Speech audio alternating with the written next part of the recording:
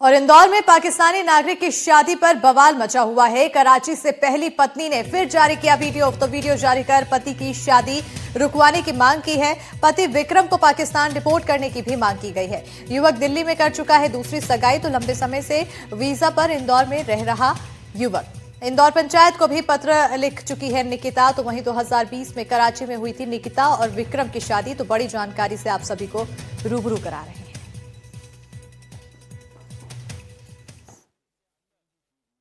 Long term visa पर पाकिस्तान से इंदौर में रह रहे विक्रम के ऊपर अब उनकी पत्नी ने एक वीडियो बनाकर आरोप लगाया है। उनकी पत्नी अभी कराची में रहती है और उन्होंने आरोप लगाया कि विक्रम जो है काफ़ी लंबे समय से वो इंदौर में रह रहे हैं और उन्होंने अपनी पत्नी को इंदौर बुलाया नहीं है और वहीं उन्होंने दिल्ली में सगाई भी कर ली है। क्या पूरा मामला, हम सीधे किशोर कोडवानी जी से बातचीत करेंगे। सर, ये मामला पहले भी उजागर हुआ था, मई के महीने में की बात है, हम आपके पास आए थे, हमने बातचीत भी की थी। उस समय क्या मामला था और अब ये क्या नया वीडियो निकल के सामने आया है? नहीं, बात एक ही है, घटनाक्रम एक ही है। पति पत्नी विवाद है तो घटना दो तो हुई नहीं, और घटना के स्थल में भी कोई बदलाव नहीं आया। विक्रम ने पाकिस्तान कराची जाके निकिता से शादी की जनवरी में, और फरवरी में हिंदुस्तान लेके आया। मार्च में उसने पत्नी को कहा कि भाई मैं तेरे लिए वीज़ा अप्लाई करूं, उससे पहले एक बार मायके घूमिया ताकि 2-3 साल फिर जाने का मौका तेरे को नहीं मिलेगा। और अटारी बॉर्डर पे वो उसको छोड़े आया। उसके बाद से वो न उसको ला रहा है न तलाक दे रहा है। सबसे पहले विक्रम नागदेव ने ही यहाँ आवेदन दिया था, लेकिन उसका जो तरीका, बात का, व्यवहार का, और जो एक मर्यादा होती है, हमारी भाषा, जो हमारा शिष्टाचार देश का है या वातावरण है, उसके बिल्कुल विपरीत था। मैंने आवेदन बंद कर दिया। फिर से लड़की ने ये अपील की मेरे को। मैंने उससे कहा कि भाई बेटा देखो, तुमको हिंदुस्तान आना है, घर बसाना है, तो पहले आके इंदौर रहो। जब इंदौर रहोगे, चूंकि ब्याह कर आप इंदौर आई हो, वो वीज़ा पर है, अब आपको वीज़ा दिलाना नहीं दिलाना ये कानूनी प्रक्रिया है, लेकिन व्यवहारिक रूप से आपका ससुराल है इंदौर। इंदौर आके रहो, आपको मैं उसके घर बसा देता हूँ।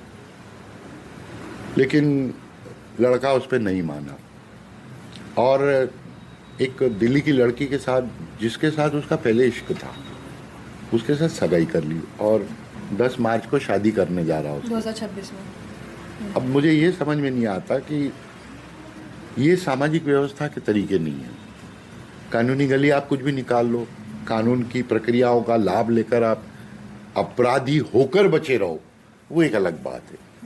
भारतीय कानून के हिसाब से, भारतीय परंपरा के अनुसार से, सिंधी समाज के लोक व्यवहार के अनुसार, जिस व्यक्ति ये अपराधी है, शादी जहाँ की है, जहाँ का नागरिक है, जहाँ उसका मैरिज सर्टिफिकेट बना है, भारत सरकार उसको डिपोर्ट कर दे। अच्छा, निकिता ने एक वीडियो भी बनाया है, अभी वीडियो बनाकर उसने गुहार लगाई कि सबसे पहले तो जो विक्रम है उसको डिपोर्ट किया जाए, और दूसरी बात ये है कि जिस तरीके से उनकी सगाई हुई है उसके ऊपर भी कार्रवाई की मांग की, आपसे भी की है, मोदी जी से भी गुहार लगाई उन्होंने वीडियो में। भाई अब ये न्यायालय डिसाइड करेगा कि या तो वो पूरा प्रकरण सुने, यदि लॉन्ग टर्म वीजा को आप मान्यता दे रहे हो, भले लाख उसने कानूनी उल्लंघन किए हैं, या तो उस लाइन पे जाएगी न्यायपालिका कि ये नियमों का उल्लंघन हुआ है तो उसको डिपोर्ट कर दो।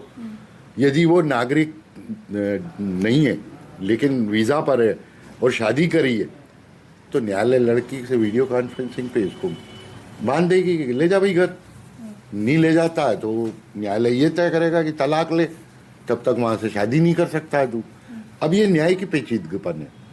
न्यायालय का सोच, प्रेजेंटेशन वकील का और लड़की का, ये मैं डिसाइड नहीं कर सकता, ये मेरा काम नहीं है। जी बिल्कुल। तो जिस तरीके से ये मामला निकल के सामने आया, पहले भी ये मामला हाईलाइट हुआ था, वही अब दोबारा ये मामला हाईलाइट हुआ है, क्योंकि जो निकिता है उन्होंने कराची से एक वीडियो बनाया था। वीडियो में उन्होंने साफ तौर पे बताया था कि किस तरीके से उनको भारत नहीं लाया जा रहा है, उनको अटारी बॉर्डर पे छोड़ दिया गया था, और तब से उनका वीज़ा जो है कंप्लीट नहीं हो पा रहा है, इस वजह से वो भारत नहीं आ पा रही है। तो वही दूसरी तरफ जो उनके पति है विक्रम, उन्होंने दिल्ली में सगाई कर ली है और अगले साल 2026 के मार्च में उनकी जो शादी है वो होनी है। तो उन्होंने वीडियो बनाकर न्याय की गुहार लगाई है और मांग की है कि जल्द से जल्द जो विक्रम है उसको डिपोर्ट किया जाए, वापस पाकिस्तान भेजा जाए और उनके साथ न्याय हो। कैमरा सहयोगी लाला शहाबुद्दीन के साथ एनडीटीवी के लिए मैं तनुश्री देसाई। और इसी पर ज्यादा जानकारी के साथ हमारी सहयोगी तनुश्री देसाई जुड़ चुकी है। सीधा रुख करेंगे हमारी सहयोगी की ओर। तनुश्री, सबसे पहले तो इस पूरे मामले को समझना चाहूंगी विस्तार से, आखिर ये पूरा मामला क्या है और किस तरह से ये सामने आया? जी बिल्कुल अस्मिता, देखिए ये मामला जो है अभी हाल फिलहाल का नहीं है, ये मामला मई के महीने से जारी है। इसके पहले भी हमने इसके ऊपर जो है बातचीत की थी। तो ये मामला दरअसल ये है कि जो नागदेव परिवार है उन्होंने कराची में शादी की थी। निकिता नागदेव की जो है विक्रम नागदेव से शादी हुई थी और ये कराची के रहने वाले हैं। और उसके बाद शादी के बाद ये लोग जो है इंडिया आए थे, इंदौर आए थे और 1 महीना जो है विक्रम और निकिता जो है साथ में इंदौर में भी रहे थे। हालांकि विक्रम ने बाद में निकिता को ये बोला था कि तुम वापस कराची चले जाओ, जब तक वीजा का काम होता है, वीजा कंफर्म होता है, तब तक तुम कराची चले जाओ, अपने घर वालों से मिलकर आ जाओ। फिर पता नहीं कब वापस आपको जो है कराची पाकिस्तान जाने का मौका मिल सकेगा। इस वजह से निकिता को जो है वो बॉर्डर पर छोड़कर आ गए थे और वहां से निकिता अपने घर चली गई थी। हालांकि बाद में जब निकिता लगातार उनको कांटेक्ट करने का कोशिश कर रही थी, उनसे सवाल कर रही थी कि क्या आपने वीजा का काम पूरा करवाया है, क्या वीजा की डिटेलिंग्स पूरी हुई है, या फिर जो डिटेल्स लगती है, डॉक्यूमेंट्स लगते हैं, उसमें क्या डॉक्यूमेंट की जरूरत है, आप हमें भेज दीजिए ताकि हम यहाँ पे पाकिस्तान से भी वो काम करवा सके।